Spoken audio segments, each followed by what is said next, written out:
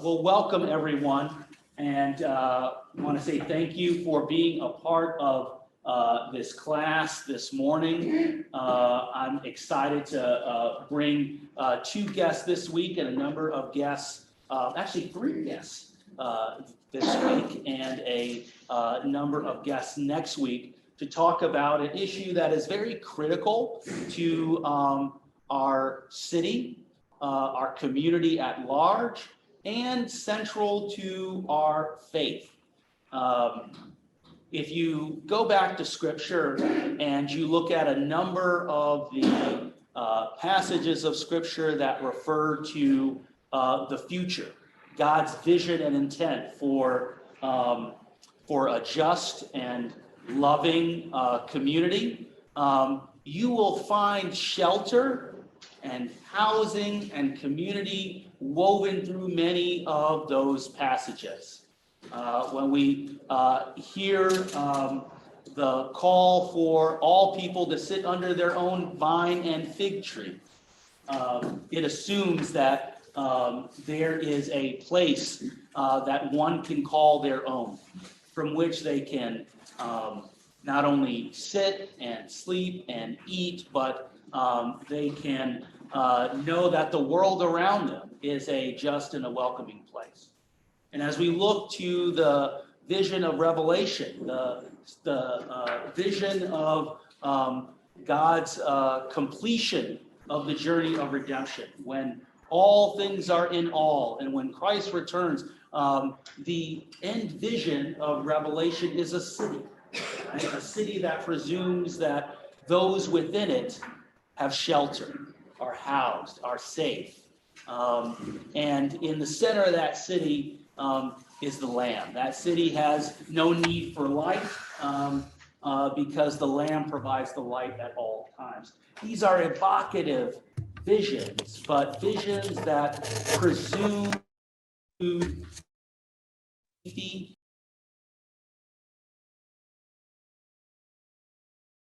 know that here in Chicagoland, that vision is not yet here. It's not yet complete. And that there are many challenges in the present day and historically to that vision of well-being and of shelter and of home for all of our people.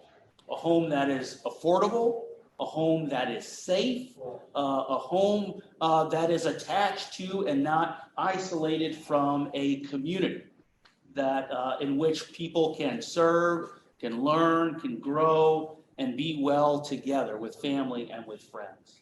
And so we brought today a number of guests who will help us to uncover why our present reality is not the same as God's vision and reality for our life together. And so I want to welcome two panelists forward. The first is Alejandra Cancino, and Alejandra works for the City Bureau from the National Public Housing Museum. And I'll allow them to introduce themselves a little bit more. My name is Alejandra Cancino. I am a deputy editor at City Bureau. In my position, a City Bureau is a journalism lab based in Bronzeville. We run essentially three programs. Our civic reporting program, which is the one I lead, where we train early career reporters to do this thing I call journalism. We also have the documenters program, which pays people from the community to go to public meetings and document them, and a public newsroom program, which is conversations much like this, but with communities in the West and the South side of the city.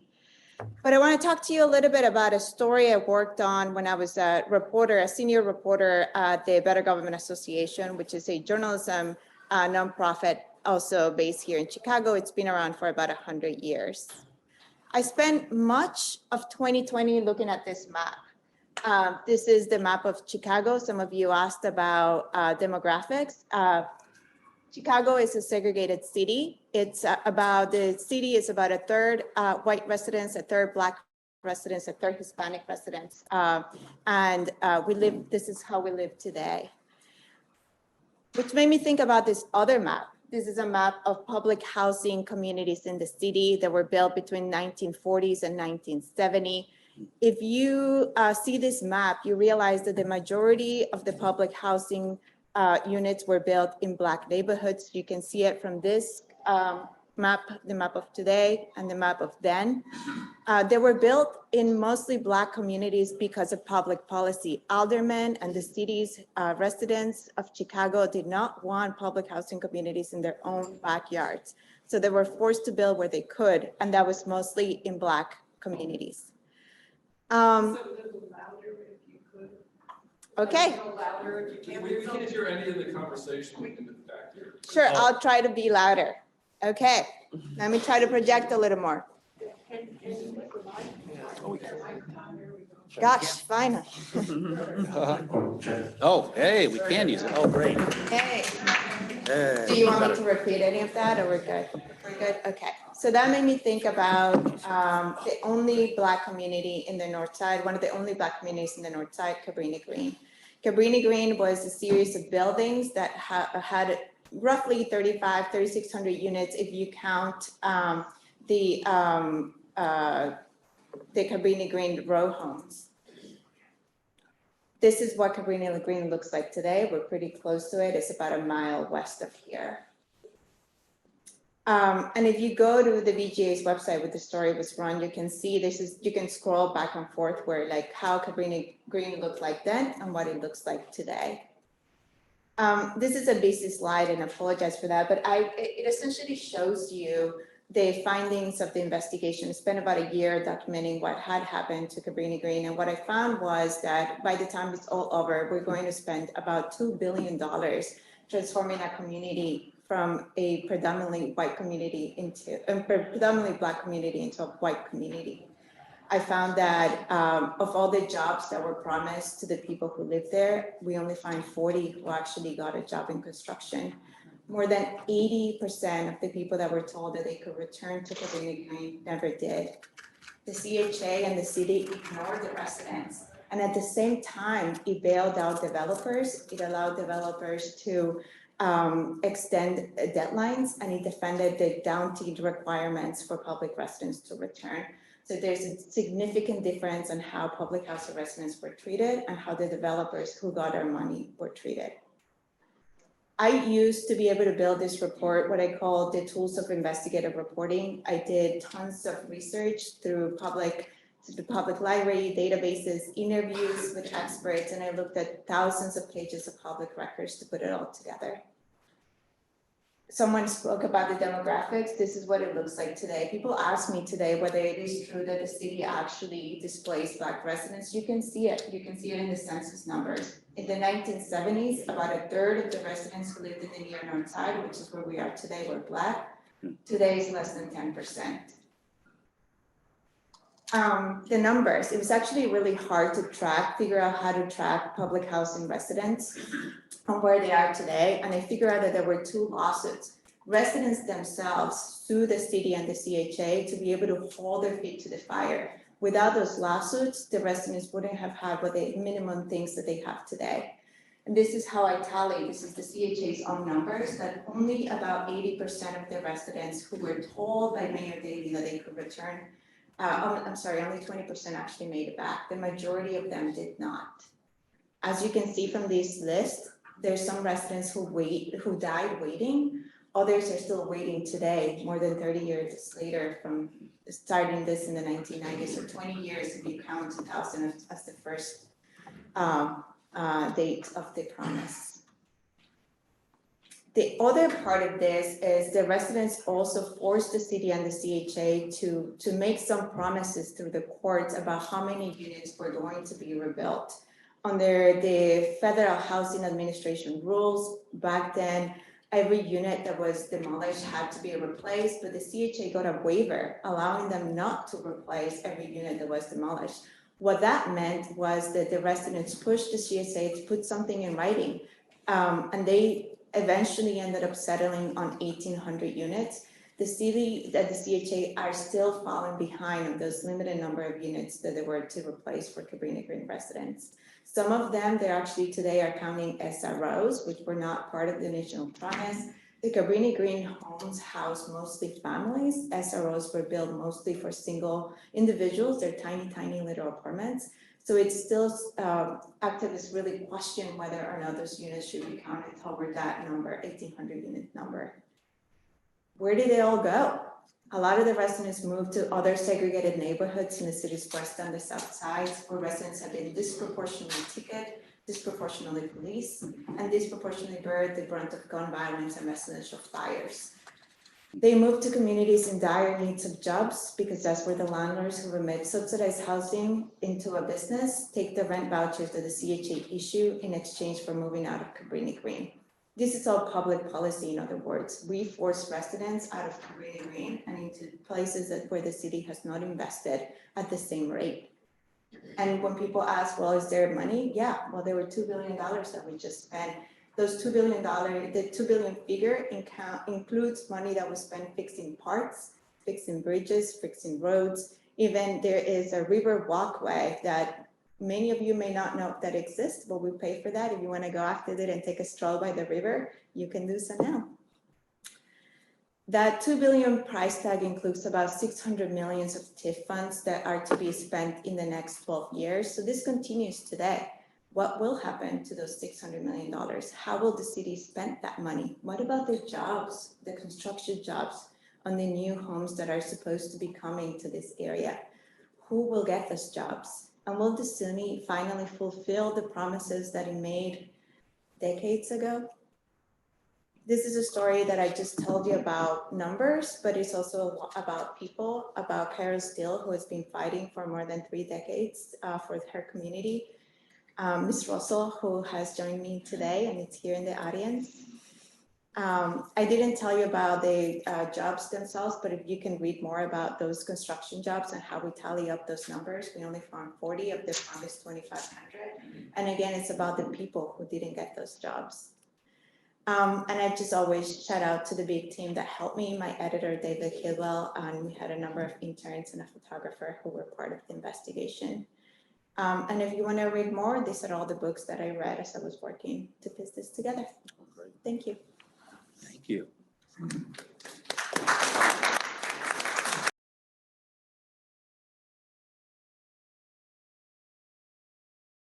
Introduce Tiff Beatty of the National Public Housing Museum to present to us and also give us some context on the origins of housing inequality, particularly from the standpoint of public housing. I wish. Well, I'll speak to it a little bit, but I do have to, you know, in full transparency, really just tell you all about what I do and who I am, and really defer to Alejandro on a lot of this stuff, to be honest. So I'll give a little context. I'll share the little bit that I've learned since I've been at the National Public Housing Museum, which primarily has been through my role as Program Director of Arts, Culture, and Public Policy, which tells you a little bit about how we see our work at the museum, really through my title, but also all of the work that I do directing programming and events, as well as engagement activities. It's all really about how do we leverage arts and culture in our social and civic spaces to really shift policy, to change the narrative around issues like public housing, but really broader issues that impact all of us. And we do see public housing as a core issue to who we are as Americans, who we are as humans, and really advocating for this idea of housing as a human right. So our mission at the museum is to preserve, promote, and propel the right of everyone to a place to call home. We think about that, we do that work through the telling of the story of public housing. We started as a museum that was founded by public housing residents in partnership with cultural preservationists. Because of this history of public housing in the 90s and early 2000s being demolished, particularly here in Chicago as part of the Plan for Transformation, public housing residents and advocates and housing advocates, you know, have been fighting and were fighting before public housing was demolished to keep public housing public, to keep it in their communities and in their neighborhoods, and are still fighting today for that. And because of that, work, folks saw particularly at a location on the near west side, which is one of those west side neighborhoods that had a lot of the public housing. It's called the Jane Addams Homes.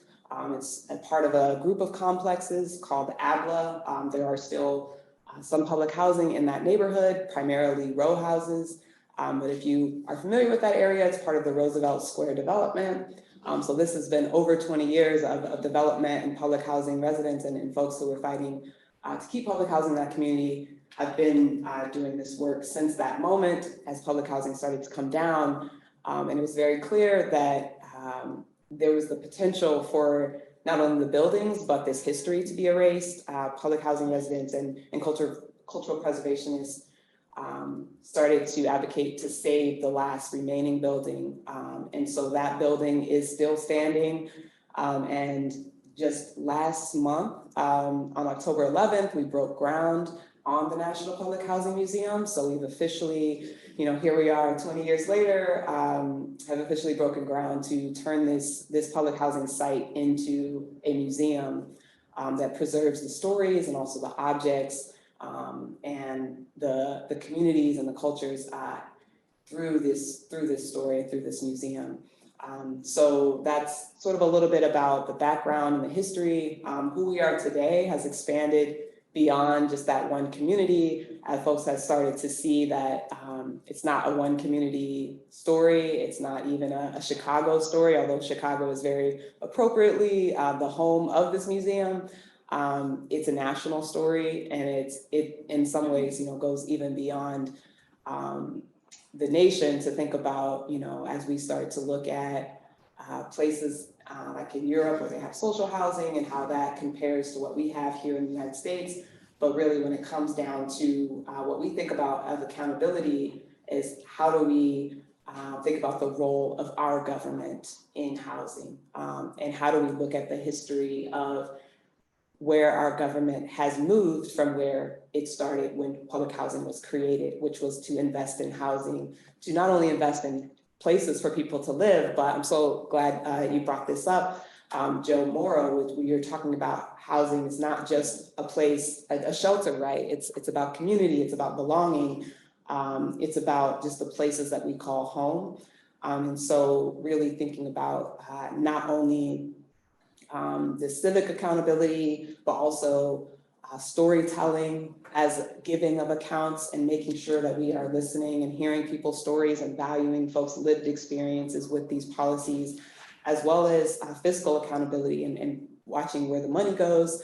And what we've seen is that the money, as Alejandra so well pointed out, is the money has been going to the private market, and our government has basically divested itself from housing, from this idea that everyone has a place to call home, to letting the market really determine, what these decisions to build and even manage housing for low-income folks. And so this has been a trend. It's not just in public housing that we've seen. There's more and more forces within some of the most basic goods that we as a society have said are public goods, whether it's water, whether it's education, health, all of these things are at risk as a society when we start to, as a people and as a public, divest and say, oh, that's not my responsibility, right? I have my home, I'm building my individual wealth, and so I'm good, and my neighbor's situation does not affect me, when we know that's not the case, right? All of even those of us who live in homes or own homes, if our neighbor's not keeping their lawn up, if they've got broken windows, if they, we know that crime on the block impacts everyone's value of everyone's homes. And so for us to move in this individualistic or this capitalist sort of direction, when we think about something as basic as the right to a home, there's really a direct conflict there. And so that's one of the things I really want to emphasize, is that this is all of our issues, and we have to understand how investing in these kinds of models of individual home ownership has not benefited everyone the same, as we've seen housing discrimination particularly for African Americans. Those same communities on this map, right? It's the same map where you see redlining happening, the same map where you see land sale contracts, which were predatory racist contract that prevented Black people from becoming homeowners, and actually was a practice that was used to manipulate people. So people thought that they were buying a home, but they actually weren't ever gaining control of the home. And so there's all of these policies along the way that the government has either allowed or enforced.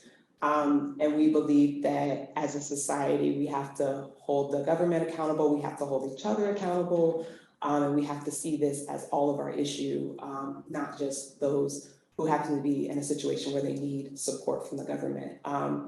And that's not even just poor people, right? We see developers getting support from the government. We see lots of different tax breaks and all of these things that you all have plenty of knowledge about just from the few questions that I've heard, that the government does have a role to play. And so that's the public housing is about holding our government accountable, but it's also about our idea of the public and the public good and the public sphere and creating these opportunities to have these conversations and challenge each other and wrestle with these issues. So a lot of my job is really just about creating these spaces and trying to invite really researched and smart people like Alejandra to come into these spaces to walk us through and to help us understand, and also folks with lived experience. So as you're going through those slides, I know a couple of those people because we work with them also at the Public Housing Museum. So the leaders are there, they understand their issues, they understand their stories, and what we need is to create more spaces where we come together and we listen, and we understand more through that process of really just giving folks the floor who have those lived experiences. So I'll just say a couple other things about the work that I do that really, I think, sort of epitomizes those values and that approach, which is the Oral History Archive. So we are building, as a National Public Housing Museum, an archive, which is a national archive of stories from people who have lived experience in public housing, folks that, you know, their stories are just not told in our history books. They're not really respected when they are, and in the sense of having knowledge and having perspectives on some of the policies that we are learning about and wrestling with. And then it's also just having this legacy of folks' family histories and family stories, which is just a part of how we build and how we pass on our culture to the next generation. So building that archive and working with those stories as a part of our programming. So we have a podcast that's on all the podcast platforms if you listen to podcasts. It's also on our website, just to be able to share those stories out in the world. We share a little bit of history and a little bit of our mission along with those stories, but really just trying to raise the stories up as much as possible and amplify those stories, knowing that they're not often stories that are told in the media, and that there's more than one story. There's lots of different such stories, and sometimes they contradict each other, sometimes they support what other people are saying, but it's important that we wrestle with all of that. And also we just celebrate the culture and the history. We know that many public housing residents have become athletes and musicians, and there's the everyday people, and then there's also the exceptions, and we want to celebrate all that as one of our board members says, the good, the bad, and the ugly, right? It's all of it. It's the humanity that we really want to lift up. We also have a entrepreneurship hub, so dealing with this idea of our system that we have set up right now is not the system that we believe is going to get us to a place where everyone has a right to a place to call home. And so we really believe in creating community-led solutions and bringing communities together to build shared wealth and shared governance and ownership of different projects, whether that be something that makes money or something that just simply brings people together and provides for their needs. So we have a community garden that we work with in the neighborhood where the museum will be. And we also have a group of folks that we're working with to do sort of cooperative economics. And so one of the things that they're building is a store that will be the museum store. So it's online right now. It's called Corner Store Co-op. It was named by residents as they reflecting on the history of the people. Actually, Shalonda, one of the people who was on the slideshow that Alejandra showed, was a candy lady selling candy in her development. There are people who sell meals, who do hair, who babysit, right? All of these jobs that are created that aren't necessarily formal or seen as a business, but it really is something that's essential to the vitality and the vibrancy and the survival. And you know, in some cases, these folks are able to take these skills and to go on to create their own businesses. But again, bringing it back to it's not just an individual wealth or a story about an individual who makes it out of the projects, but it's about pouring that wealth and that knowledge back in. So our program not only supports residents in building these cooperative businesses, but also sharing these skills with younger people. So we've done a couple of trainings and workshops, and we're continuing to build out that program where youth are also trained and learn about these alternative ways of working together, really. And then the last one I'll just say briefly is called the Artist as Instigator Residency. So these are our 3 strategic initiatives. So there's the Oral History Archive, the Entrepreneurship Hub, and the Artist as Instigator Residency. I should also say that the Oral History Archive also trains residents to become oral historians. So that is a job in itself, but also it's a way for the museum to get out of the way and a little, you know, and not just let these folks who have these academic trainings to conduct oral histories and collect stories, but knowing that the person who collects the story also impacts the story, how the story's told, how it's archived and tagged and searched and all of those things. And so really changing that dynamic as well by training folks to be oral historians and not requiring them to work at the museum, but having that skill set if they would like to contribute to the archive. The Artist as Instigator Residency is also about storytelling. So I'll just say briefly about that. It's about storytelling, but it's also working with artists who have experience impacting folks, of inspiring people and motivating people to get involved. And so just really leveraging all of our talents and our culture and trying to translate that into something that really not only shifts the narrative and individuals' ideas, but really shifts our culture to becoming, again, one where we really can live up to this ideal, which is that everyone has a place to call home. So that's all I'll say for now, and we can get into some more maybe in our conversation. Yeah, thank you.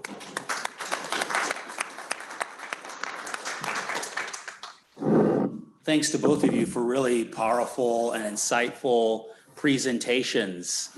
I've got a couple questions and then we can kick it out to the audience because I'm sure folks are chomping at the bit to ask questions of you. But a couple of things I kind of seized on in your presentations that I wanted to follow up on. One is that there was in some ways a process, right? You kind of named some of these things, Tiff, the contracts, land contracts, the redlining, the covenants, the racial covenants. And some of these have been also covered by some presenters and speakers we've had in the congregation in the past, like Natalie Moore, who came to speak with us earlier this year. Somehow, those processes and trying to ameliorate the situation with housing led to the government and private entities seeing public housing as one part of the solution. From what you all can glean, what came of that process of seeing public housing as sort of part of the broader solution to affordable housing, safe housing, and especially when it comes to what we saw happen in Cabrini Green, but also, of course, not exclusive to that housing development. Where did the process go wrong? where did things go wrong in this process of seeing public housing as one part of the broader solution to housing inequality? I mean, it's, I don't know that I can pinpoint the year or the second it happened, but I'll say public housing was an idea that was initially, it wasn't just to house people of color, right? Like the idea of housing public, it was to house anyone who needed it, right? Like after World War II, we had all these veterans that were coming back to the United States and needed a place to live. And public housing, in fact, the Cabrini Green row houses were built for World War II veterans returning from the war. And it was, it was a battle, but initially it was for white veterans, and then it was a battle to integrate it and have Black veterans go and live there as well. In Chicago, Elizabeth Wood, who was one of the first CHA's president, I believe was her title, like she had a vision, right? Like a vision for public housing. Like we all need to, kind of what you were saying, it's like all of us are part of the equation. And in this society, if there's one person who doesn't have housing, it is we have a responsibility as citizens to figure out how do we provide housing for that person that needs it, right? And one way to do that was through the Chicago Housing Authority, which is an arm of the federal government, right? Like the federal government allocates a portion of money for housing, and then it gives it to its agencies that are within the city of Chicago in this case, right? In other cases, it's the county, right? Like that has it. And in Chicago, like the Chicago Housing Authority receives money from the federal government, but the head of the CHA is appointed by the mayor. So that's why there's like sometimes a confusion of who leads it really.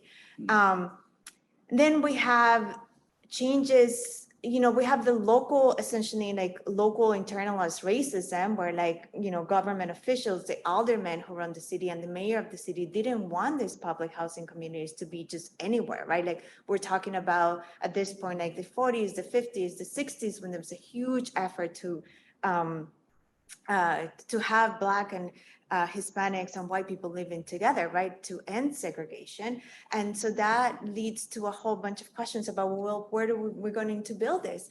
Elizabeth Wood wanted to build it everywhere. She actually found multiple places. There was actually, I found a story about how at one point, because no one wanted it, they thought about building a community in McKinley Park. And the community went to the downtown and protested the mayor, so to the point that people couldn't even get out of the bus in McKinley Park and had to turn around and come back to City Hall, where there were more protesters trying to not have it built there. And that happened in community after community after community. So they built it where she could really, where there wasn't any opposition, was mostly in Black neighborhoods. And at the same time, you had this tension of all of these Black residents escaping the segregated South, escaping the Jim Crow South, trying to find jobs in the North. And we had so many factories in Chicago. It was a natural place for people to land, who were seeking jobs to land, right? Like, so they came here seeking those jobs, and they found that even in the North, they were segregated as well. And then you see all of this,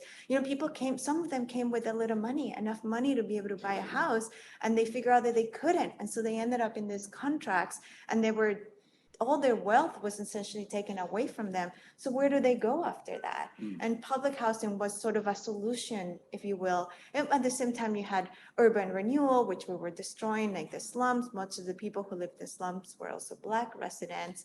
So it's a combination of things until you get to Reaganomics, right? Like Reagan really believed that it wasn't our responsibility, because anyone who wanted to accumulate wealth in the US, there's the idea, right? The trickle down economics, or the idea that if you work hard enough, you actually are able to accumulate wealth. Well, maybe if you're white and you work hard enough, you are able to accumulate wealth, but it's not the same thing for people of color, especially for Black people in the United States. So during Reaganomics, there was this huge push to not fund public housing at the same level at which it was funded before. And so we start to really struggle to maintain those properties. It's very expensive to maintain homes, right? Anyone who is a homeowner will know that it's very expensive to maintain it. The way in which some of the buildings were built was not the best. So it needed a lot of money to be able to maintain those buildings. And some of you might remember Elevators in Cabrini Green didn't often work, and it was partly because of the way they were built. You also are hit with economic recession, right? A lot of manufacturing companies were moving all of their manufacturing jobs outside of the United States, and that led to a lot of people losing their jobs. Cabrini Green is where it is because there were so many factories around there. So many people could just walk to work. So it's not, this is why it's complicated, right? Because it's not just one thing. You have to kind of add all of these things together and you end up with today. That's really helpful. As you all think about how we sort of get ourselves through the mess that's been created, right? The inequality that has in some ways grown and not been mitigated enough. I want to think about neighborhoods as well as units, and what is it that might need to change in our thinking about this issue of housing inequality with regard to how we see individuals as part of neighborhoods and communities rather than merely units of housing sort of parceled out throughout the city. Is there any thought about building neighborhoods and communities and investing in them? You know, from the documents that you've looked at, from the stories that you've heard, has that been an emphasis? Should it be an emphasis, and how? I mean, like we have invested in communities. We're invested, $1.6 billion in the Cabrini Green, the current residents of Cabrini Green, right? We have done that. We just do it.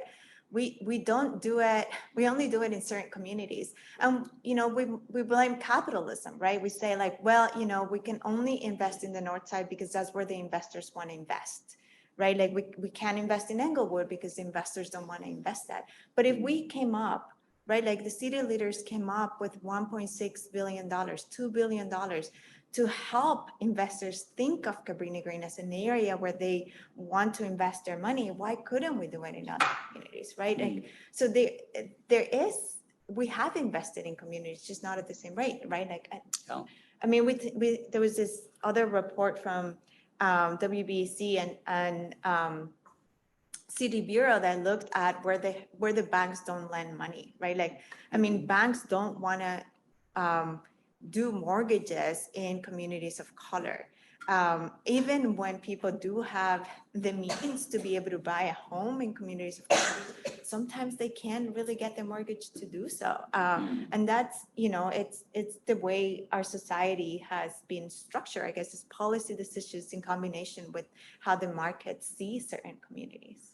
Yeah. Interestingly enough, Fourth Church, through our World Mission Social Justice Council, gave funds last year to help in the building of a credit union on the West Side through an organization called the Leaders Network, because of the underbanking happening on the West Side. And certainly mortgages, access to affordable mortgages are a part of that as well. Right.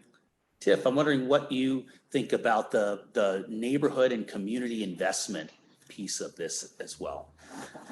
Yeah, I'm just doing my camera work here. Thank you. Yeah, no, that's a hard one. I mean,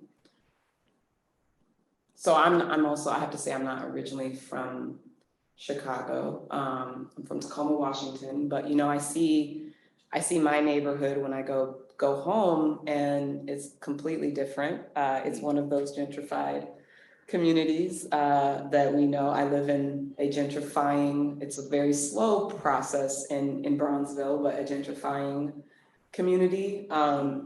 And I think about the term neighborhoods and how it does or doesn't represent, I guess, the actual experiences of people. Mm-hmm. So neighborhoods are about an identity, right, or a culture. It's like this concept that I learned when I came to Chicago. I did this program that was about learning from the city and the people in the city, right? So in some ways, I'm still doing that. But we talked about this concept of a cognitive map, right? So like we all, when I say Inglewood, there's a picture in your mind, right? When I say Lincoln Park, there's a picture in your mind of what it looks like, who lives there, and that's. it's an imagination exercise, but it also shows the limitations of our imagination, right? Because who do we see in those circumstances? Who do we not see? Who do we identify with? Who do we not identify with? And how does that shape who we are and also our investments? So I think about, the current mayor's Invest Southwest initiative, and how those are just like two sides of the city that represent like tremendous diversity, right? But like just something as simple as Invest Southwest, like we know what that means, right? We know, or at least we imagine what it means, right? So I think about, again, taking it back to some of my work at the museum, this project by Tunika Lewis-Johnson. She has a couple, one that we worked with her on, but one of the most well-known projects that she has is called the Folded Map Project.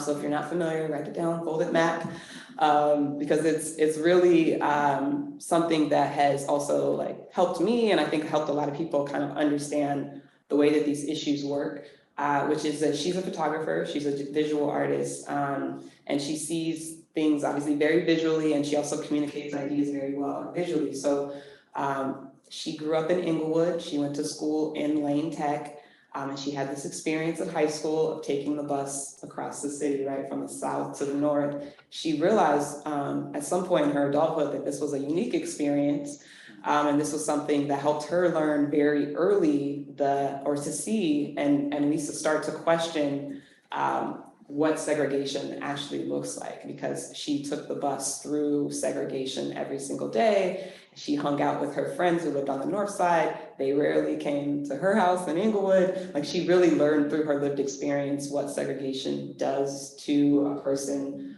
living through it, right? And so for her, she had this epiphany that it was like really to drill it down to just a single home is also a very like powerful way of thinking about it. So what she did was she took photos of two homes on the same exact street. We'll just say like 7200 North Halsted, 7200 South Halsted. So same address, right? Same street, two opposite sides of the city. Took photos, put them right next to each other. And right there, you just see the segregation, right? Just because those are not images that we often see next to each other. So just taking that sort of cognitive map or that actual map and just folding it in half and having those two things touch each other. And then she came up with this term, which is map twins. So now she's putting these two addresses in relationship to each other, and she took it one step further and she invited the people who lived in those homes to meet each other. She brought them into a conversation. She worked with a professor from UIC, Maria Creasman, to develop a set of questions for these two map twins to ask each other.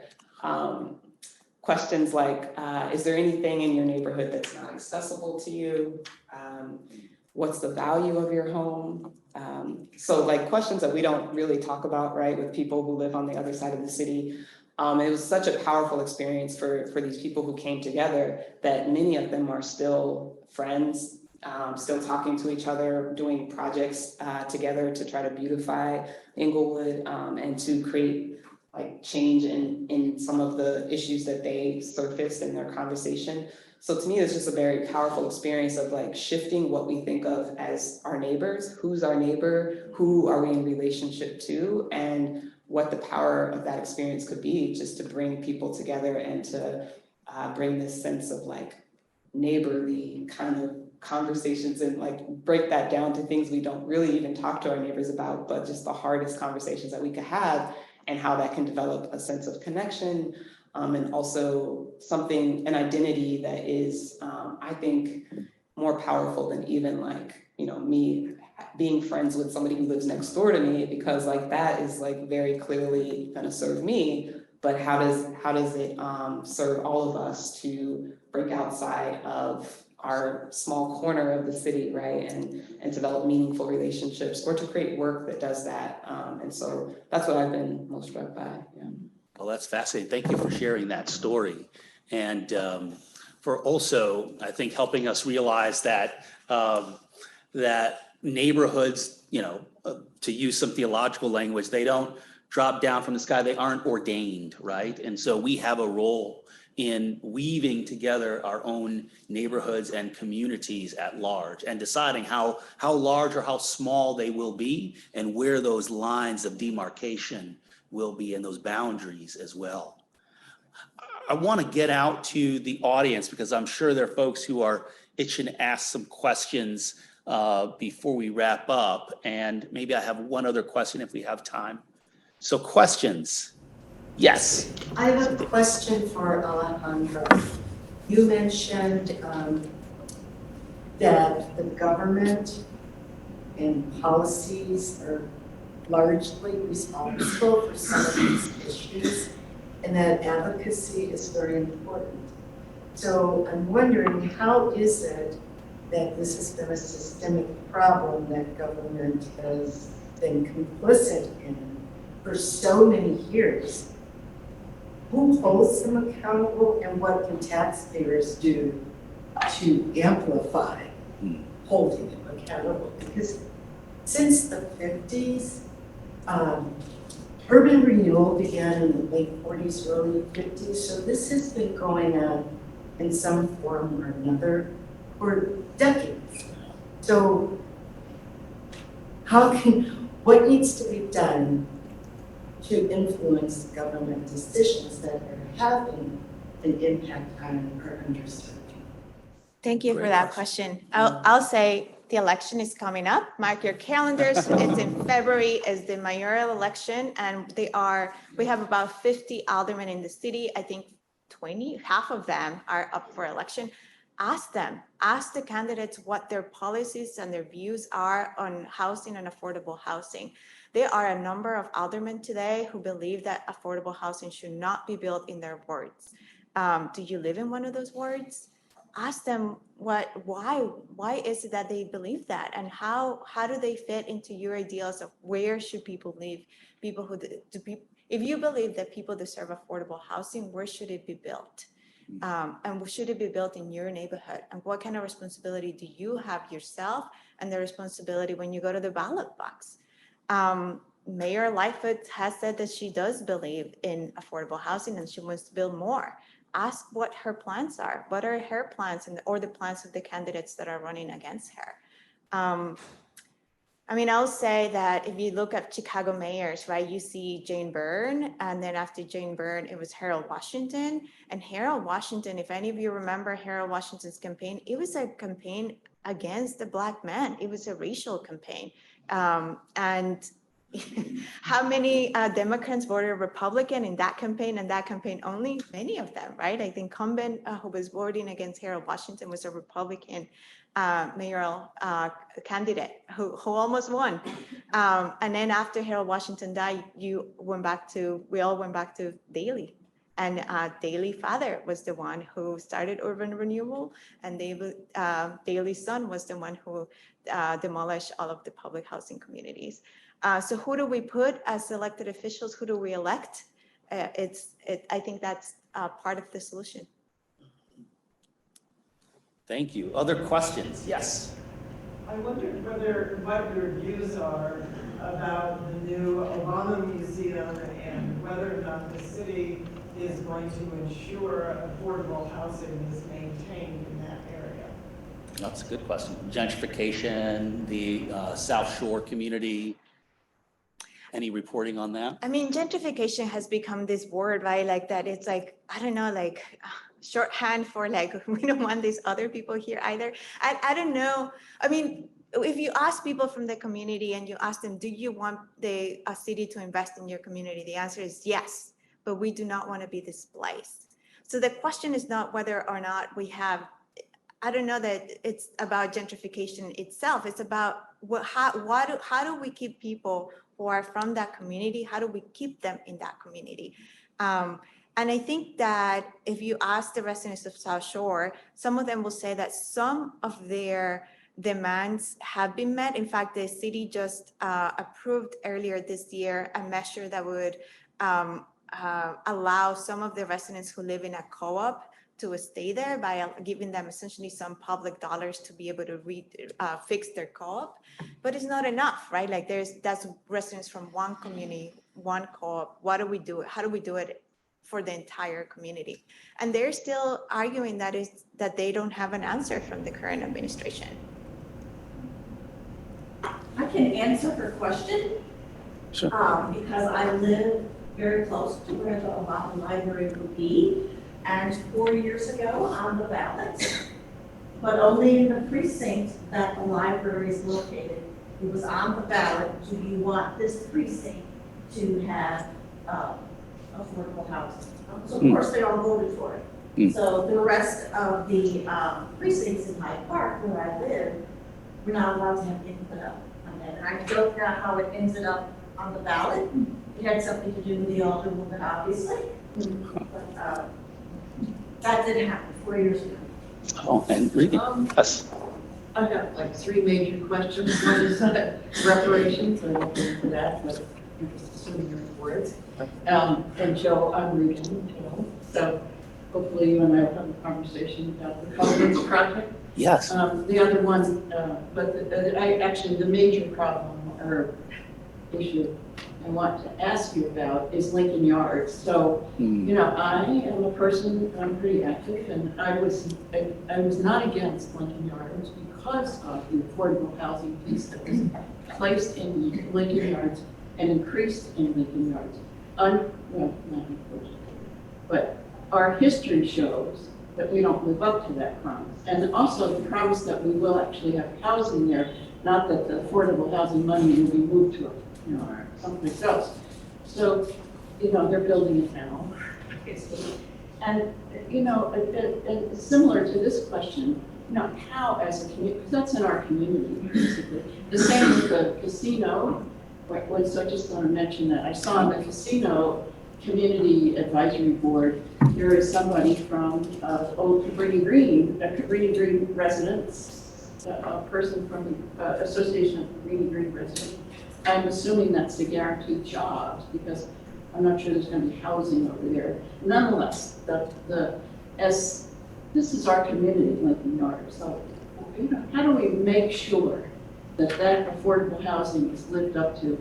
And I understand electing the right person will help, but really, those promises, just like what happened to Cabrini Green, they're often just pushed aside, and then we are in a room like this and hear about it 20 years later. Great question. So Lincoln Yards, how do we make a difference in these sort of mixed income developments and the promises of affordable housing?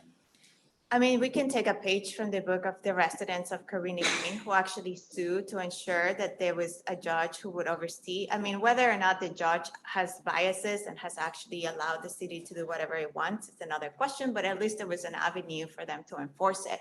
There's something called community benefits agreement. And if I get your card, I can send you a guide that City Bureau made on what they are. Essentially, you, the community members, can bring the developer to the table and make them sign a community benefits agreement where they stipulate exactly what they are promising the community.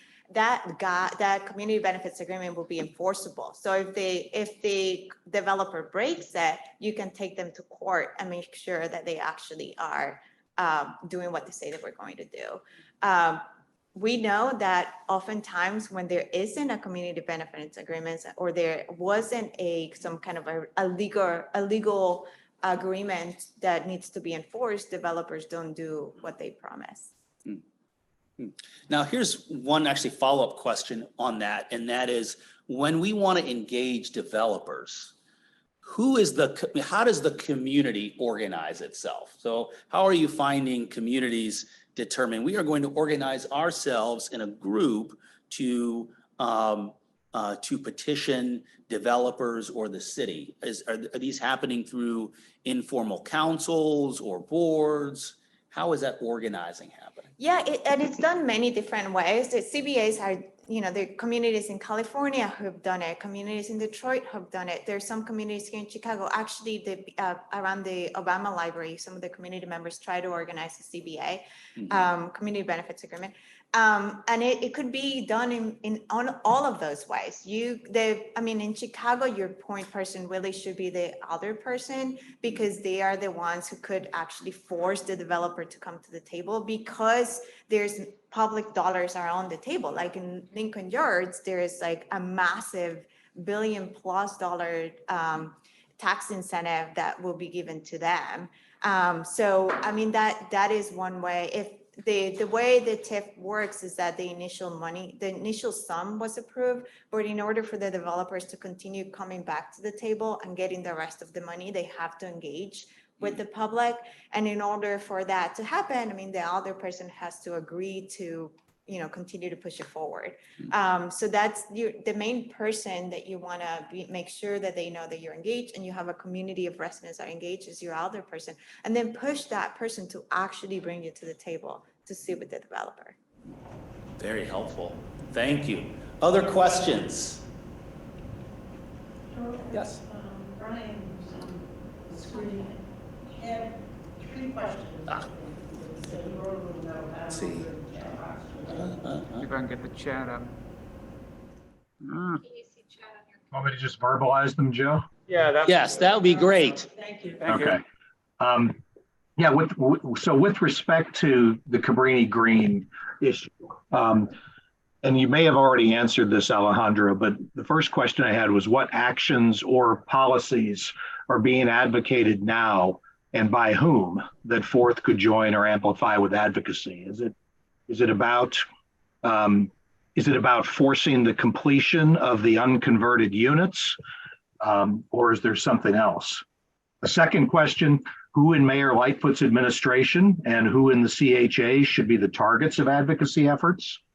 And is the right of return issue for Cabrini Green expected to be advanced by anyone as an issue in the general election?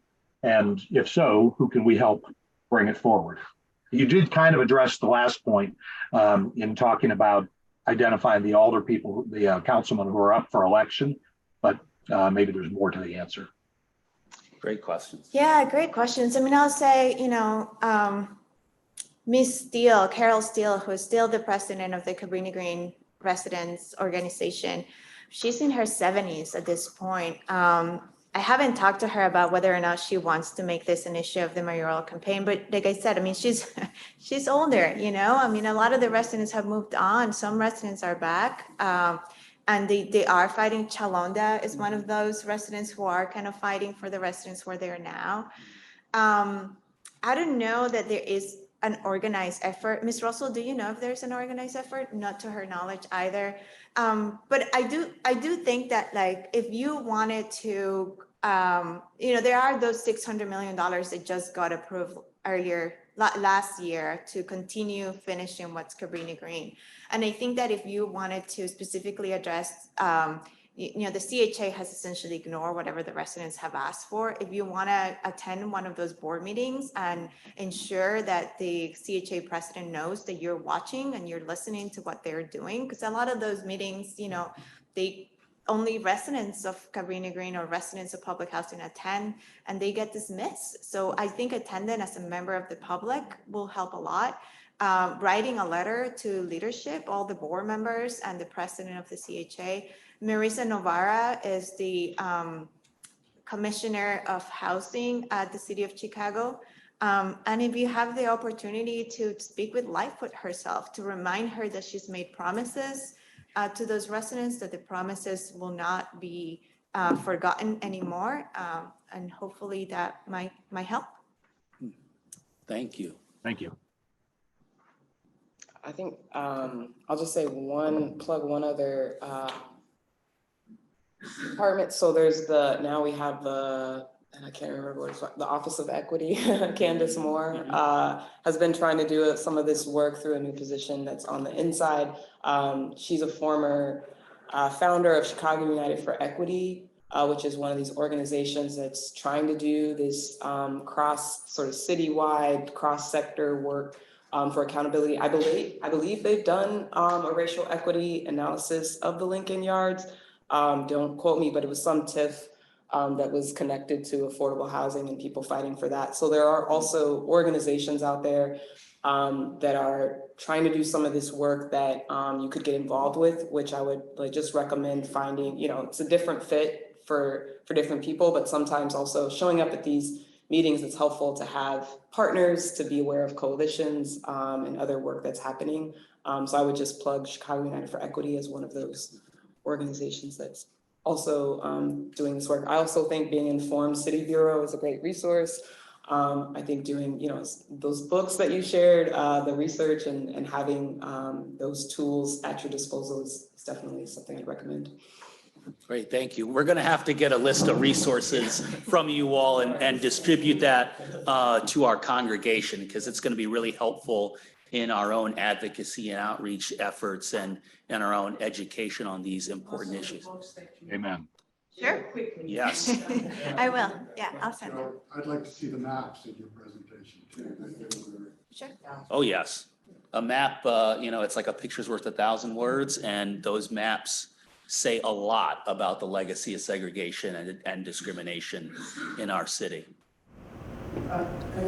One more thing, you might not be able to address it, but maybe Joe next week. If you could mention something about rent control, because I know there's been a bill in Springfield about rent control. And it's not gone anywhere. This is the legislature where it should go somewhere, like right now, and even next week or 2 weeks from now. Any thoughts on rent control? Gosh, I don't understand why people often vote against their own in their own interest. I don't quite. I'm never going to be able to understand it.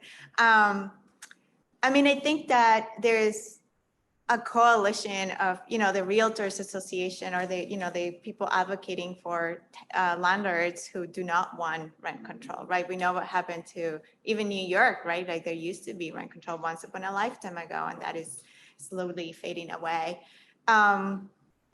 I mean, I think that this is a time, this is the perfect time to continue to remind J.B. Pritzker about his promises, especially calling the office of your state representative.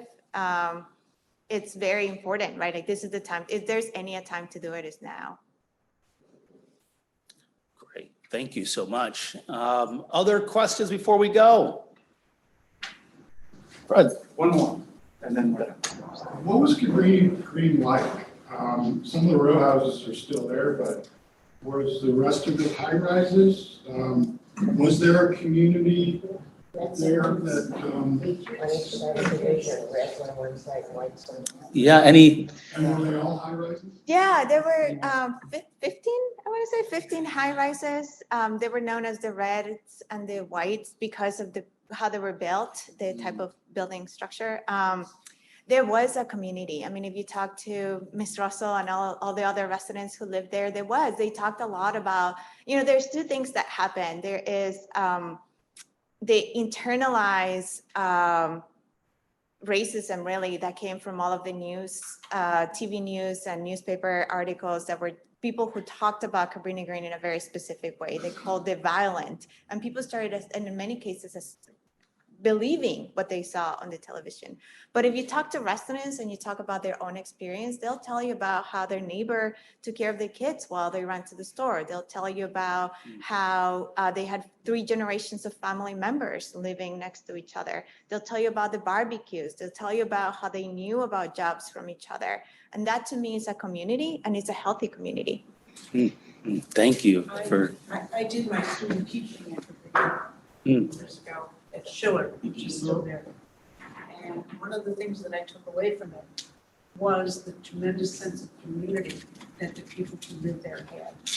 There were tremendous poverty, but they were really supportive of each other, and it was invaluable to me to have had the experience. Thank you. And Ms. Russell, I don't know if you wanted to comment on this, but I do just hope that the conversation has really honored your experience in Cabrini as well. I don't want to speak today. That's okay. It's all right. But I just hope that this conversation has been honoring to you and your experience, and we're grateful for your presence here today as well. I just want to say, not only were there high rises, but I remember in the early 90s when we held a service at Cabrini Green, and Ted Miller was the pastor, and people came out on their balconies and we all sang together. So we were involved in that community in a different in a different way, not simply providing services to, but in being in community with. And I think, that's, when you're in community with, that's when you start to be different. See the world in a different place. No, So- thank you for We'll have to mentioning end that. it there. It's a comment, not a question. I just, in the spirit of honoring communities and reflecting on what Cabrini Green was like at some point in prior history, there were also a number of black churches in that community. Baptist churches, Methodist churches, and so it not only was there a sense of community, it was a strong faith-based. I think is what it meant. Thank you for mentioning that. And that those losses are not just a loss of units, but a loss of community as well. So, this was a great conversation. We're gonna pick it up next week. Keep those thoughts coming. The more questions, the better. Makes it more of a dialogue. Yeah. And so we'll leave it there and we'll see you next week. Thank you. Thanks again.